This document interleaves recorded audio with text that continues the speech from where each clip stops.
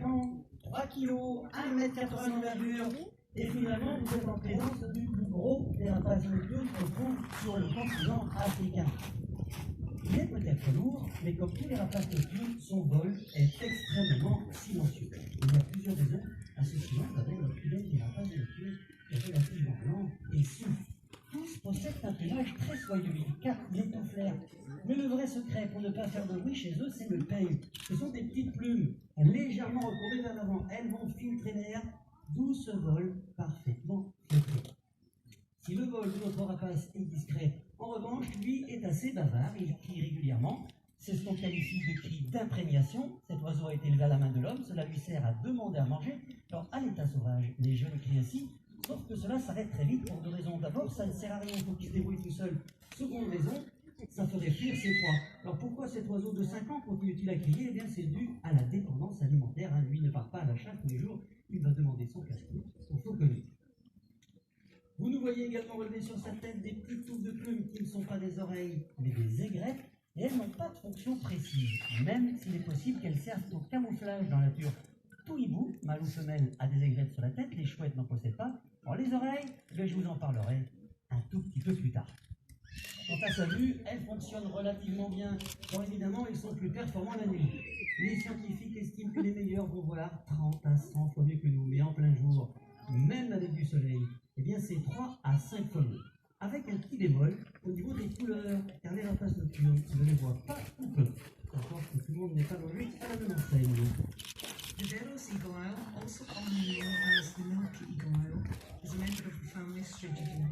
It is the largest African owl, weighing 2.5 kilos and has a wingspan of 1.80 meters. He lives primarily in dry wooded savanna alongside rovers. They have pale grey-brown plumage with white streaks, brown eyes with conspicuous pale pink eyelids, giving the impression that their eyes are open even when they are sleeping peacefully during the day. Elles ont des grosses pattes, une pression très thermique d'environ 100 kg par centimètre carré. Comme je vous annonce le chiffre, ça paraît énorme. Or, c'est ce qu'on peut jouer le royal. Néanmoins, ça lui permet un éventail de captures intéressants, et lui d'ailleurs chasse à peu près tout. Des oiseaux, des mammifères, mais aussi des serpents et des poissons. Et si vous vous promenez en Bourgogne lors de vos randonnées, vous pouvez peut-être observer un grand-duc un peu plus gros que celui-ci. C'est le grand-duc d'Europe. On va parler d'une dernière chose chez notre grand-duc de l'Hérault. On va parler de ses paupières.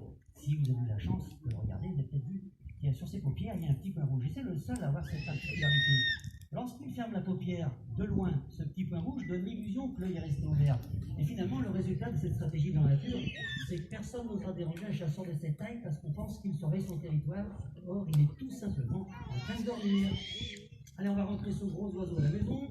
On va rester en compagnie des rapaces nocturnes avec cette fois un oiseau qui est beaucoup plus petit. Mais vous risquez tous de le reconnaître, c'est celui qu'on croise le plus souvent la nuit. On va vous parler de la chouette étrette.